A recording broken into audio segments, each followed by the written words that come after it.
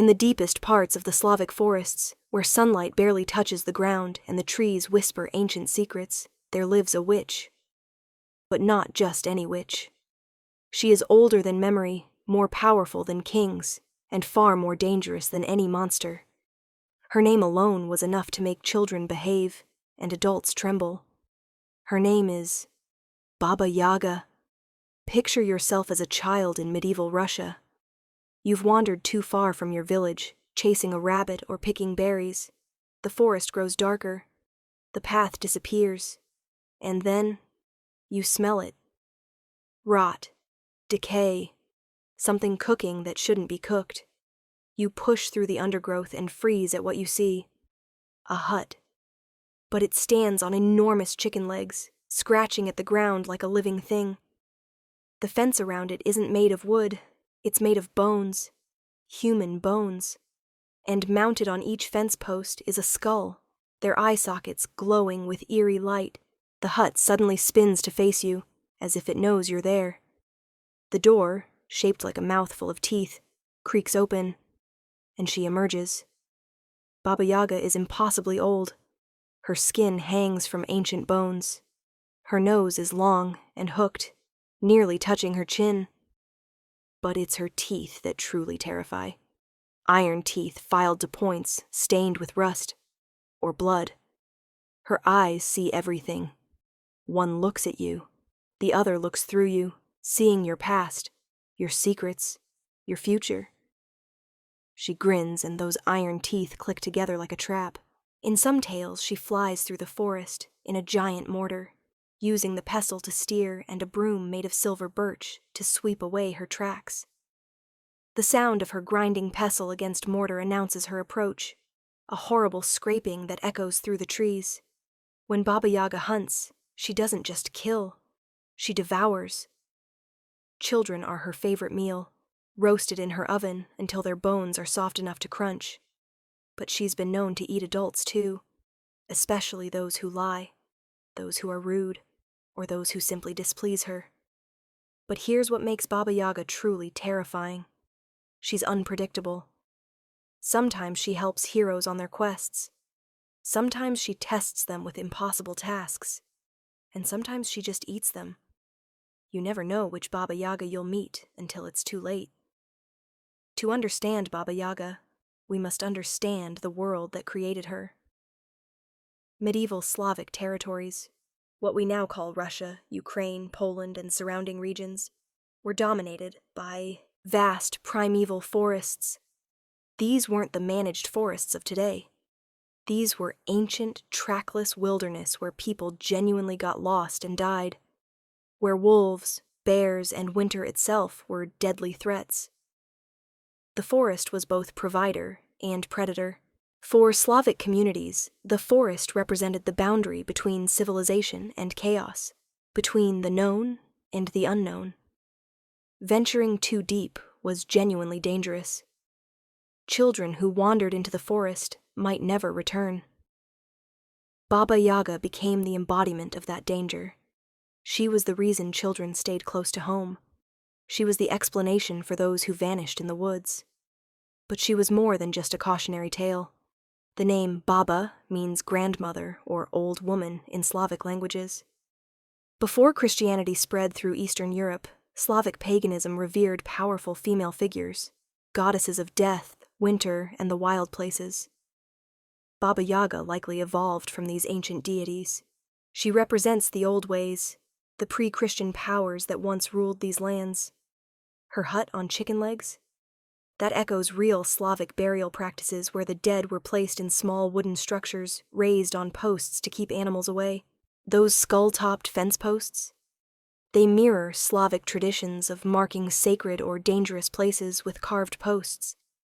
The glowing eyes of the skulls represent the spirits of the dead, guarding her domain. Baba Yaga lives at the boundary, between the village and the wild, between life and death, between the Christian present and the pagan past. She is literally and symbolically a threshold guardian. What makes Baba Yaga unique among folklore monsters is her complexity. She appears in hundreds of Russian fairy tales, and she isn't always the villain. Scholars identify 3 distinct aspects of her character. First, Baba Yaga, the donor. In many tales, heroes seek her out for magical aid. If they approach her correctly, with respect, with gifts, with proper ritual, she might give them enchanted objects, secret knowledge, or directions to their goal. She tests them first, always, but those who pass her tests receive invaluable help. This reflects an ancient shamanic tradition. The dangerous journey into the forest to seek wisdom from a powerful crone is an initiation ritual. You risk death to gain knowledge or power. Second, Baba Yaga, the tester. She gives impossible tasks. Separate poppy seeds from dirt. Count every grain in a sack. Complete years of work in a single night. These tasks aren't meant to be completed through strength. They require cleverness, magic, or help from animal allies. This aspect teaches problem-solving and humility. The heroes who survive are those who are clever, resourceful, and kind to animals and magical beings. Brute strength and arrogance always fail. Third, Baba Yaga, the devourer. This is the witch who hunts children, who tricks travelers, who roasts victims in her oven. She represents death itself, inevitable, hungry, and without mercy. Children who disobey, adults who are foolish or cruel, they end up in her cooking pot. What's fascinating is that all 3 aspects can appear in a single tale. Baba Yaga might help the hero, test them brutally, and then try to eat them if they fail. She's not good or evil. She's a force of nature, operating by rules that are ancient and absolute. If you're listening right now, help me prove something wrong. My mother said I wouldn't even reach 5 subscribers, but I believe stories like this deserve to be heard. Help me show her that these tales matter. This complexity makes her more terrifying than a simple monster. A monster you can fight or flee. But Baba Yaga? You must outwit her, show her proper respect, pass her tests, and even then, you might end up as her dinner. The most famous Baba Yaga story is Vasilisa the Beautiful, and it perfectly captures her terrifying complexity. Vasilisa is a young girl living with her cruel stepmother and stepsisters. Her dying mother had given her a magical doll that offers guidance and help. One day, the stepmother deliberately lets the fire go out and sends Vasilisa into the forest to get light from Baba Yaga, fully expecting the witch to kill and eat the girl. Vasilisa finds the hut on chicken legs, surrounded by its fence of bones and glowing skulls. She approaches correctly, asking permission to enter. Baba Yaga appears, sniffing the air with her long nose. "I smell Russian flesh," she cackles. "Are you here by choice or by force?" Vasilisa explains she was sent for fire. Baba Yaga agrees to give it, but only if Vasilisa completes impossible tasks. If she fails, Baba Yaga will eat her. The tasks are absurd. Separate mildewed corn from good corn, millions of kernels. Wash Baba Yaga's blood-stained clothes. Cook elaborate meals. Clean the entire hut. All before dawn. But Vasilisa has her mother's doll. Each night, the doll magically completes the tasks while Vasilisa sleeps. Each morning, Baba Yaga is surprised but cannot punish her. The tasks are done. Vasilisa serves Baba Yaga for days. She's curious about the strange riders she sees. A white rider at dawn, a red rider at noon, a black rider at night. She asks about them. "The white rider is my bright day," Baba Yaga explains. "The red is my red sun. The black is my dark night. They are my faithful servants." Vasilisa wants to ask about the disembodied hands that serve in the hut and the glowing skulls, but the doll warns her. Some questions are too dangerous. She stays silent. Baba Yaga grins. "Wise girl, the curious one gets eaten. You may ask about my servants, but ask about my secrets, and I'll put you in the oven." Finally, Baba Yaga asks how Vasilisa completes the impossible tasks. When Vasilisa admits her dead mother's blessing helps her, Baba Yaga recoils. "A mother's blessing? I want no blessed ones in my house. Take your fire and go." She gives Vasilisa a skull on a stick, its eyes blazing with fire. Vasilisa carries it home through the dark forest. When she arrives, the skull's eyes fix on her cruel stepmother and stepsisters. They cannot escape its gaze. By morning, they are burnt to ashes. Only Vasilisa survives. The tale ends with Vasilisa burying the skull and beginning a new life, eventually becoming a master weaver and marrying well. She has survived Baba Yaga and been transformed by the experience. So what does Baba Yaga really represent? Psychologists and folklorists have spent decades analyzing her. She's an initiation figure. Meeting Baba Yaga represents the dangerous transition from childhood to adulthood, from innocence to experience. The hero must leave safety, face death, prove their worth, and return transformed. She's the dark feminine, not evil, but representing aspects of womanhood that patriarchal societies feared. The crone, the widow, the woman who lives alone and answers to no one. The woman who has power without a man.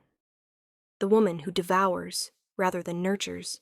She's death itself, inevitable, impartial, and necessary. The oven where she cooks her victims echoes cremation.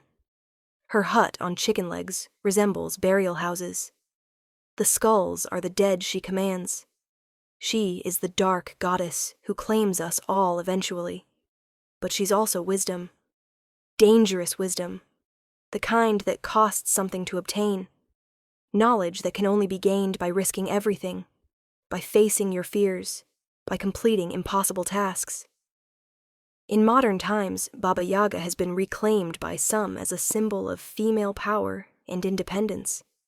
The old woman who needs no one, who makes her own rules, who punishes the wicked and rewards the clever. She's neither good nor evil. She simply is. Baba Yaga endures because she represents something primal and true. The danger of the unknown. The wisdom that comes from surviving impossible trials.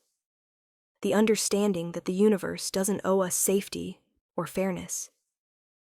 In Slavic tradition, if you ever encounter Baba Yaga's hut, you must speak the proper words. Hut, hut, turn your back to the forest and your front to me. Only then will the door open to you. But remember, entering is easy.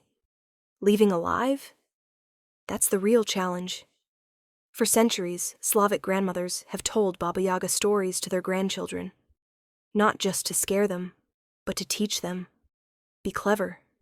Be respectful. Be brave. Don't wander too far.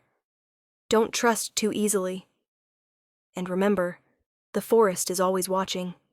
Somewhere in the deep forest, Baba Yaga's hut still walks on its chicken legs. Her mortar still flies through the night sky. And her oven is always hungry. The next time you are in the woods and you smell something strange, the next time you hear an odd grinding sound in the distance, remember Baba Yaga, and maybe, just maybe, stay on the path. Don't forget to prove my mother wrong by subscribing to my channel and turn on the notification bell. Next time we venture to the frozen forests of North America to meet the Wendigo, a creature born from the ultimate taboo. Until then, respect your elders, especially the ones with iron teeth.